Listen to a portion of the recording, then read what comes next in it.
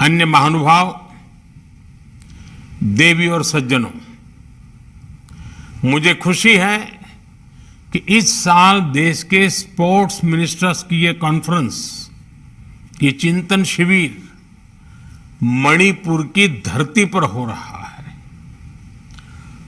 North east से निकलकर कितने ही खिलाड़ियों ने तिरंगे की शान बढ़ाई है, देश के लिए मेडल्स जीते हैं। देश की खेल परंपरा को आगे बढ़ाने में पूर्वोत्तर और मणिपुर का महत्वपूर्ण योगदान रहा है। यहां के सगोल कांगजेई, थांगता, यूबी लाकपी, मुकना और हियांग तानवा जैसे स्वदेशी खेल अपने आप में बहुत आकर्षक है। जैसे जब हम मणिपुर के ऊ लाओबी को देखते हैं तो हमें उसमें कबड्डी की झलक दिखती है। यहां का हियांग तानवा केरला की बोट रेस की याद दिलाता है और पोलो से भी मणिपुर का ऐतिहासिक जुड़ाव रहा है। यानी जिस तरह नॉर्थ ईस्ट देश की सांस्कृतिक विविधता में नए रंग भरता है, उसी तरह देश की खेल विविधता को भी नए आयाम देता है। मुझे उम्मीद है देश भर से आए स्पोर्ट्स मिनिस्टर्स मणिपुर से बहुत कुछ सीख करके जाएंगे और मुझे विश्वास है मणिपुर के लोगों का स्नेह, उनका आतिथ्य भाव आपके प्रवास को और आनंदमयी बना देगा। मैं चिंतन शिविर में भाग ले रहे सभी खेल मंत्रियों का, अन्य महानुभावों का स्वागत करता हूं, इस प्रयास का अभिनंदन करता हूं। साथियों, कोई भी चिंतन शिविर चिंतन से शुरू होता है, मनन के साथ आगे बढ़ता है और क्रियान्वयन पर पूरा होता है। यानी first comes reflection, then realisation and then implementation and action. इसलिए इस चिंतन शिविर में आपको भविष्य के लक्ष्यों पर विमर्श तो करना ही है, साथ ही पहले की कॉन्फ्रेंस की भी समीक्षा करनी है। आप सभी को याद होगा इसके पहले जब हम 2022 में केवड़िया में मिले थे तब कई अहम मुद्दों पर चर्चा हुई थी। हमने भविष्य को ध्यान में रखकर रोड मैप बनाने और खेलों की बेहतरी के लिए इकोसिस्टम तैयार करने पर सहमति जताई थी। हमने स्पोर्ट्स सेक्टर में केंद्र सरकार और राज्यों के बीच पार्टिसिपेशन बढ़ाने की बात कही थी। अब इम्फाल में आप सभी ये जरूर देखें कि उस दिशा में हम कितना आगे बढ़े हैं। और मैं आपको ये भी कहूंगा कि ये समीक्षा पॉलिसी और प्रोग्राम्स के लेवल पर ही नहीं होनी चाहिए, बल्कि ये समीक्षा इंफ्रास्ट्रक्चर डेवलपमेंट पर भी होनी चाहिए और बीते एक वर्ष की खेल उपलब्धियों पर भी होनी चाहिए। साथियों, ये बात सही है कि पिछले एक वर्ष में भारतीय एथलीट्स और खिलाड़ियों ने कई इंटरनेशनल स्पोर्ट्स इवेंट्स में अभूतपूर्व प्रदर्शन किया है। हमें इन उपलब्धियों को सेलिब्रेट करने के लिए साथ ही ये भी सोचना है कि हम अपने खिलाड़ियों की ओर ज्यादा से ज्यादा मदद कैसे कर सकते हैं।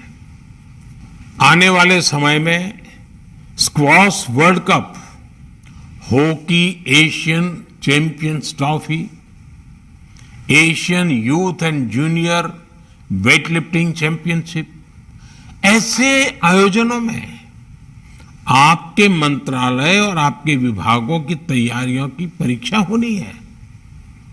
ठीक है, खिलाड़ी अपनी तैयारी कर रहे हैं, लेकिन अब स्पोर्ट्स टूर्नामेंट्स को लेकर हमारे मंत्रालयों को भी अलग अप्रोच से काम करना होगा। जैसे फुटबॉल और हॉकी जैसे खेलों में मैन टू मैन मार्किंग होती है, वैसे ही आप सभी को मैच टू मैच मार्किंग करनी होगी। हर टूर्नामेंट के लिए अलग रणनीति बनानी होती है। आपको हर टूर्नामेंट के हिसाब से स्पोर्ट्स इंफ्रास्ट्रक्चर, स्पोर्ट्स ट्रेनिंग, उस पर ज्यादा से ज्यादा फोकस करना पड़ेगा। आपको शॉर्ट टर्म, मीडियम टर्म और लॉन्ग टर्म गोल्स भी तय करने होंगे।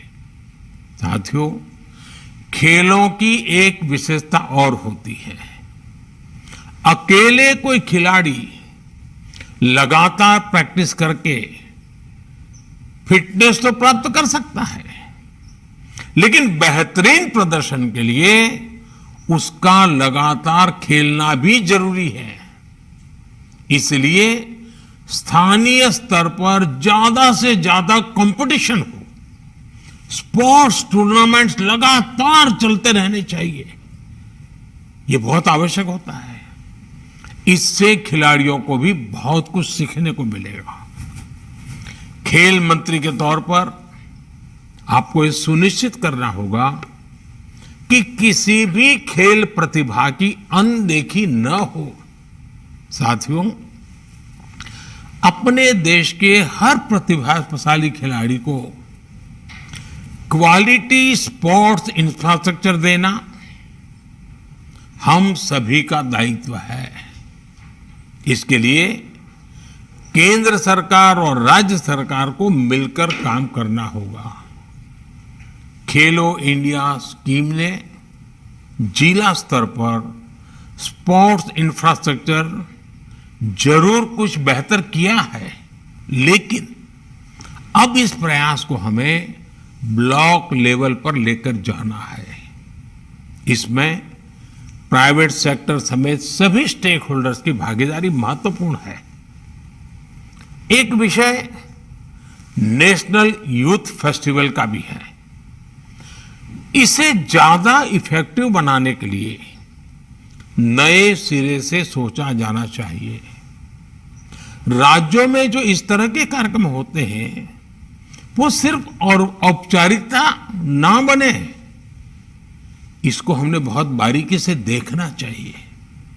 जब चौतरफा इस तरह के प्रयास होंगे, तभी भारत एक लीडिंग स्पोर्ट्स कंट्री के तौर पर स्थापित हो जाएगा। साथियों, स्पोर्ट्स को लेकर आज नॉर्थ ईस्ट में जो काम हो रहा है, वो भी आपके लिए एक बड़ी प्रेरणा है। स्पोर्ट्स इंफ्रास्ट्रक्चर से जुड़ी 400 करोड़ से ज्यादा की परियोजनाएं आज पूर्वोत्तर के विकास को नई दिशा दे रही है। इम्फाल की नेशनल स्पोर्ट्स यूनिवर्सिटी आने वाले समय में देश भर के युवाओं को नए अवसर देगी। खेलो इंडिया स्कीम और टॉप्स जैसे प्रयासों ने इसमें एक बड़ी भूमिका निभाई है। नॉर्थ ईस्ट के हर जिले से कम 2 खेलो इंडिया सेंटर और हर राज्य में खेलो India state centres of excellence की स्थापना की जा रही है। ये प्रयास खेल जगत में एक नए भारत की बुनियाद बनेंगे, देश को एक नई पहचान देंगे। आपको अपने अपने राज्यों में भी इस तरह के कार्यों को और गति देनी है। मुझे विश्वास है कि ये चिंतन शिविर इस दिशा में अहम भूमिका निभाएगा। इसी विश्वास के साथ आप सभी का बहुत बहुत धन्यवाद। और मेरी बहुत बहुत शुभकामनाएं।